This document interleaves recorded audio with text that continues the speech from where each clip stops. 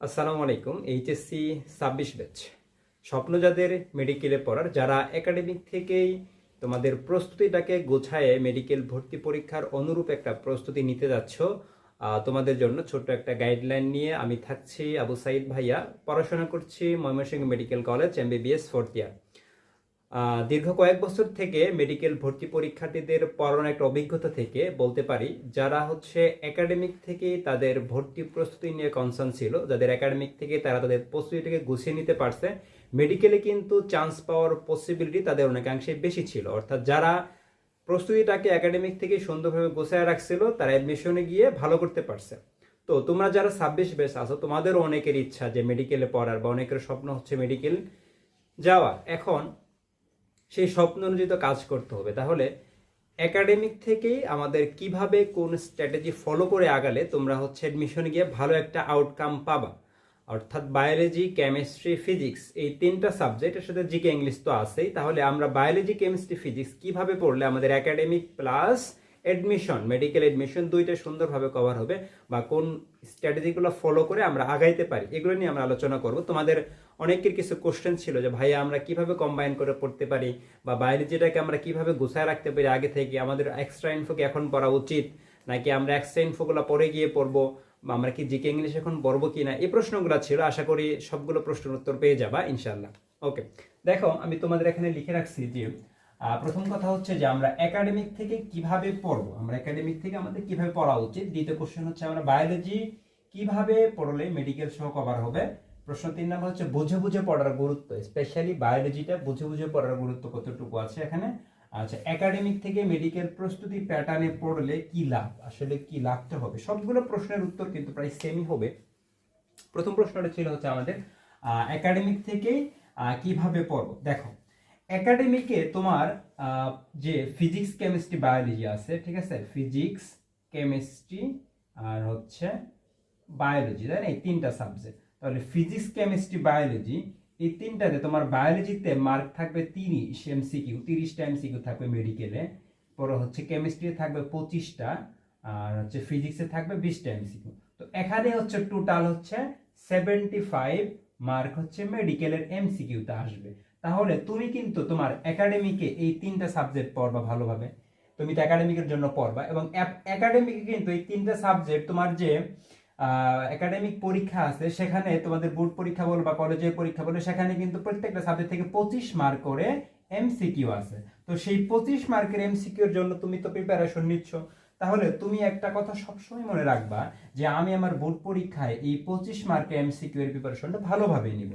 তুমি যদি বায়োলজিতে এই 25 মার্কের এমসিকিউ এর প্রিপারেশন ভালোভাবে নিতে পারো, তাহলে বইটা তোমাকে ভালোভাবে বুঝে বুঝে পড়তে হবে। তার বইটা যদি ভালোভাবে বুঝে বুঝে ওরকম ভাবে মেডিকেল স্টাইলে পড়তে পারো, তাহলে কিন্তু তোমার একই সাথে মেডিকেলের প্রিপারেশনটাও হয়ে যাবে, তাই না। আচ্ছা, এটা একটা কাজ, তোমরা এই জিনিসটা মানে ফোকাসে রাখবে যে আমি এমসিকিউতে ভালো করার চেষ্টা করব, তাহলে তোমার মেডিকেল এমসিকিউ গুলো পড়া হয়ে যাবে। ওকে, এখন এটা অবশ্যই রাখবার মাথায়। আরেকটা কথা হচ্ছে, যখন একটা নতুন চ্যাপ্টার পড়বা, তখন সেই চ্যাপ্টারটা পড়ার সাথে সাথে দেখবা যে মেডিকেল একটা প্রশ্ন ব্যাংক পাশে রাখবা। ফিজিক্স, কেমিস্ট্রি, বায়োলজি সবগুলো মিলে একটা মেডিকেল প্রশ্ন ব্যাংক পাওয়া যায়, একটা মেডিকেল প্রশ্ন ব্যাংক পাশে রাখবা। ওইটা চ্যাপ্টারটা পড়ার পরে দেখবা ওই চ্যাপ্টার থেকে মেডিকেল ভর্তি পরীক্ষায় বিগত বছরে কি কি প্রশ্ন আসছিল, হ্যাঁ, তখন এই প্রশ্নগুলো অ্যানালাইসিস করে দেখবা যে কোন টপিক থেকে বেশি প্রশ্ন আসছে। ধরো তোমরা পড়তে গেলা হচ্ছে পরিপাক ও শোষণ চ্যাপ্টারটা পড়তে গেলা, তো পরিপাক ও শোষণ চ্যাপ্টারটা পড়তে গিয়ে দেখবা সেখানে হচ্ছে যে তোমার যে এনজাইমের নামগুলো আছে, বা খাদ্য পরিপাককারী বিভিন্ন এনজাইমের নাম, হরমোনের নাম, এইগুলো থেকে কিন্তু পরীক্ষা প্রচুর পরিমাণে প্রশ্ন আসছে, বুঝছো। তো এইগুলো তোমাকে ভালোভাবে দেখতে হবে। তুমি প্রাণী জগতের বিভিন্ন শ্রেণীবিন্যাস চ্যাপ্টারটা পড়তেছো, শুরুতে এখানে প্রতিসাম্যতা, সিলোম, এই জিনিসগুলো আছে, প্রতিটা পর্বের কিছু গুরুত্বপূর্ণ বৈশিষ্ট্য, এগুলো থেকে বারবার ভর্তি পরীক্ষায় প্রশ্ন আসে। তো এই জিনিসগুলো তোমাকে তখন ফোকাসে রাখতে হবে। তার মানে আমি তোমাকে বোঝাচ্ছি যে অ্যানালাইসিস করা, ঠিক আছে, অ্যানালাইসিস করা, এই অ্যানালাইসিস করে পড়তে পারো। তোমরা কিভাবে করবে, যে মেডিকেল ভর্তি পরীক্ষার মেডিকেল যে কোশ্চেন ব্যাংক আছে, সেই মেডিকেল কোশ্চেনগুলো দেখবে, ঠিক আছে, মেডিকেল কোশ্চেন অ্যানালাইসিস করে টপিক ওয়াইজ মার্ক করে রাখবা, ঠিক আছে, কোনগুলো বেশি গুরুত্বপূর্ণ সেগুলো সেখানে মার্ক করে রাখবে, মেডিকেল বিগত কোশ্চেনের প্রশ্নগুলো সলভ করবা। ওকে, এখন বায়োলজি কিভাবে পড়লে আমরা মেডিকেল সহ কভার হবে, স্পেশালি মেডিকেলে যেহেতু বায়োলজি থেকে 30 মার্ক থাকে, তো বায়োলজিটাকে একটু স্পেশাল হয়ে পড়তে হবে, তোমাকে শুরু থেকে ভালোভাবে গুছিয়ে রাখতে হবে। কারণ বায়োলজিতে আমরা মেইন দুইটা রাইটার পড়ি, সবসময় মনে রাখবে এই দুইটা রাইটার তোমাকে ভালোভাবে পড়তে হবে। দুইটা রাইটার কি? আমরা উদ্ভিদ বিজ্ঞানের জন্য পড়ি হচ্ছে আবুল হাসান স্যার, প্রাণী বিজ্ঞানের জন্য পড়ি হচ্ছে গাজী আজমল স্যার। এছাড়াও আমরা আরো এক্সট্রা রাইটার কিছু আছে যেগুলো পড়াই স্টুডেন্টদেরকে, যেমন হচ্ছে মাজেদা ম্যাডামের বই, আলিম স্যারের বই এবং আজিবুর স্যারের বই। এই বইগুলো পড়ে এক্সটার্নাল, কিন্তু তুমি এই দুইটা মেইন বই পড়লে এখান থেকে তোমার 95% কভার হয়ে যাবে। একাডেমিকে তোমাকে এটা ভালোভাবে কভার করে রাখতে হবে এবং পাশাপাশি ওই এক্সট্রা ইনফোগুলো গোছায় নিতে হবে। এখন কথা হচ্ছে ভাইয়া, আমি তাহলে বায়োলজিকে কিভাবে এই দুইটা মেইন রাইটার পড়বো? একটা চ্যাপ্টার পড়ার সময় বললাম ফার্স্ট কাজ কি, তুমি হচ্ছে সুন্দর মতো রিডিং দিয়ে পড়লা এবং এখান থেকে মেডিকেল বিগত বছরের প্রশ্নগুলো দেখবা যে কোথায় থেকে প্রশ্ন আসে, ওই টপিকটা স্টার্ট দিয়ে ভালোভাবে ওই টপিকটা পড়তে হবে।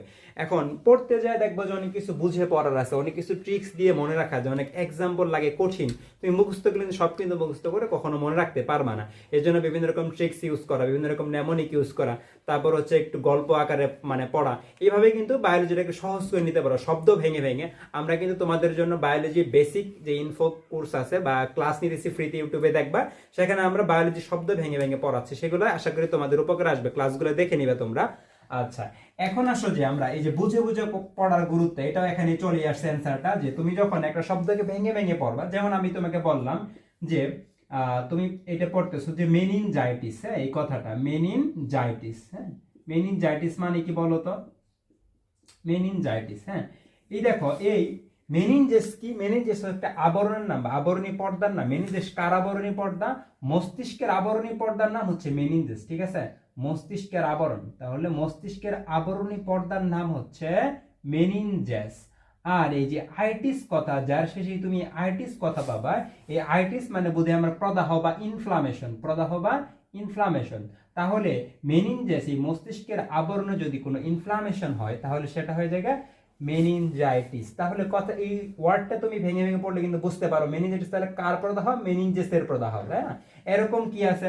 সাইনোসাইটিস আছে, তাহলে সাইনাসের প্রদাহকে বলা হয় সাইনোসাইটিস, ঠিক আছে? সাইনোসাইটিস, ওকে। এই আইটিস মানে প্রদাহ। এরকম আরো পেরিকর্ডাইটিস, প্লুরাইটিস, অনেক শব্দ আছে যেগুলো আমি ইজিলি বুঝতে পারলাম, ঠিক আছে? এরকম বায়োলজি কিন্তু সহজ কিছু ওয়ার্ড আছে যেগুলো বুঝে বুঝে ভেঙে পড়া যায়, এইটা বুঝে বুঝে পড়বা। কিছু ফ্লো চার্ট আছে, চিত্র আছে যেগুলো দেখে দেখে ভালোভাবে পড়া যায়, সেগুলো এইভাবে তুমি পড়তে পারো, ঠিক আছে? আমরা তোমাদের জন্য এখানে একটা কথা বলে রাখি, তোমাদের জন্য একটা ফ্রি বায়োলজি এরকম বেসিক একটা কোর্স নিয়ে আসছি আমরা, যেখানে আমরা 3টা চ্যাপ্টার একদম মেডিকেলের মতো সুন্দরভাবে পড়াই দিব। আমাদের ফেসবুক গ্রুপ, সেখানে সম্পূর্ণ ডিটেলস দেওয়া আছে, তোমরা দেখে নিও। যারা হচ্ছে যুক্ত হতে আগ্রহী তারা আমাকে মেসেজে জানাবো অবশ্যই। আচ্ছা ঠিক আছে, এখন আসো যে আমরা এই যে একাডেমিক থেকেই মেডিকেল প্রস্তুতি প্যাটার্নে পড়লে কি লাভ, আসলে এটা আমি শুরুতেই বলে দিছি। যারা একাডেমিক থেকেই এই মেডিকেল প্যাটার্নে কোথায় মেডিকেলে কোনটা বেশি আসে, কোনটা মেডিকেলের জন্য গুরুত্বপূর্ণ, এই প্রশ্নগুলো যারা জানে বা এগুলো আগে থেকে পড়ে, তার অ্যাডমিশন যে প্রচুর আগায় থাকে, ঠিক আছে? অনেকের থেকে তার অ্যাডমিশন আগে থাকে, তার এগুলো তার আগে থেকে জানে, তখন অ্যাডমিশনের সময় যে তারা শুধু সুন্দর মতো পড়া ভালোভাবে পড়ে। বাট এগুলো যারা না জানে তারা এডমিশন সময় যে হিমশিম খেয়ে যাবে কোনগুলা পড়বো, তারা তখন একটা হতাশার ভিতরে পড়ে যায়। তো যারা এখন রিসেন্টলি আমরা মেডিকেলে যারা চান্স পাই, যাদের স্টুডেন্টকে পড়াচ্ছি, এখানে 2 ক্যাটাগরি স্টুডেন্ট পাই। এক যারা হচ্ছে একাডেমিক থেকে ভালোভাবে পড়ে আসছে, আর যারা একাডেমিকে ভালো মতো পড়ে নেয়, মোটামুটি পড়তে। তাহলে যারা আগে থেকে পড়ে আসছে সারা মানে সবসময় যে কোনো পরীক্ষায় ভালো মার্ক পায়, কারণ তারা একবার মেডিকেলের মতো পড়ে আসছে, তো পরবর্তীতে শুধু প্র্যাকটিস করবে। তো তোমরাও যারা যদি ভালো করতে চাও তাহলে একাডেমিক থেকে যদি পড়ে যাও তাহলে এডমিশনে যে এই লাভটা তোমার হবে, তখন তুমি শুধু প্র্যাকটিস করবে, মেডিকেল ভর্তি পরীক্ষা ভালো একটা পারফর্ম করতে পারবা, ভালো একটা মেডিকেলে তোমাদের চান্স হবে ইনশাআল্লাহ। ওকে, তাহলে আশা করি ম্যাক্সিমাম প্রশ্নের উত্তর তোমরা পেয়ে গেছো। আর অনেকে একটা প্রশ্ন, ভাইয়া জিকে ইংলিশ কি আমরা এখন পড়বো কিনা? এখন ইংলিশটা ভালোভাবে পড়তে পারো, জিকে আপাতত না দেখলেও চলবে, জিকে যেহেতু মানে পড়লে ভুলে যাবে এরকম। বাট ইংলিশটা তোমরা এখন একাডেমিক থেকেই পড়ে রাখবো। তোমাদের ইংলিশে যে বায়োলজি তোমাদের ইংলিশ সেকেন্ড পেপার আছে, সেখানেও দেখবা যে সিনোনিম অ্যান্টোনিম আছে, তারপরে অ্যাপ্রোপ্রিয়েট প্রিপোজিশন আছে, টেন্স আছে, ভয়েস ন্যারেশন আছে, এই জিনিসগুলা ভালোভাবে পড়ে রাখবে। একদম কিছু মুখস্থ টপিক আছে, এগুলো ভালোভাবে পড়ে রাখবে। এগুলো মেডিকেল ভর্তি পরীক্ষা আসে, অ্যাপ্রোপ্রিয়েট প্রিপোজিশন মেডিকেল ভর্তি পরীক্ষায় থাকবে, ঠিক আছে? এগুলো কিন্তু প্রচুর মেডিকেল ভর্তি পরীক্ষা আসে, সিনোনিম অ্যান্টোনিম আসে। তো এগুলো তোমার একাডেমিকে পড়ার সময়, কারণ ওই 3 মাসে তুমি এগুলো সময় পাবা না, বুঝতে পারছো? তাহলে আশা করি তোমরা আমার কথাগুলো বুঝতে পারছো, এবং হচ্ছে এই গাইডলাইন ফলো করলে আমি ইনশাল্লাহ তোমাদের প্রতি আশাবাদী একটা ভালো প্রিপারেশন নিতে পারবা। এবং একাডেমিক থেকেই যদি মেডিকেলে চান্স পাওয়ার ইচ্ছা থাকে এখন থেকে ভালোভাবে পড়া শুরু করো। আর হচ্ছে আমরা তোমাদের জন্য ফ্রি কোর্স আনতেছি, সেটা তোমরা অবশ্যই জানো, আমাদের গ্রুপে অবশ্যই দেখবা, এবং তোমরা যারা যুক্ত হতে চাচ্ছ আমাদের সাথে ইজিলি যুক্ত হতে পারবা। ওকে, সবাই ভালো থাকো এবং ভালো মতো প্রিপারেশন নাও, ইনশাল্লাহ তোমরা ভালো করবা। আল্লাহ হাফেজ।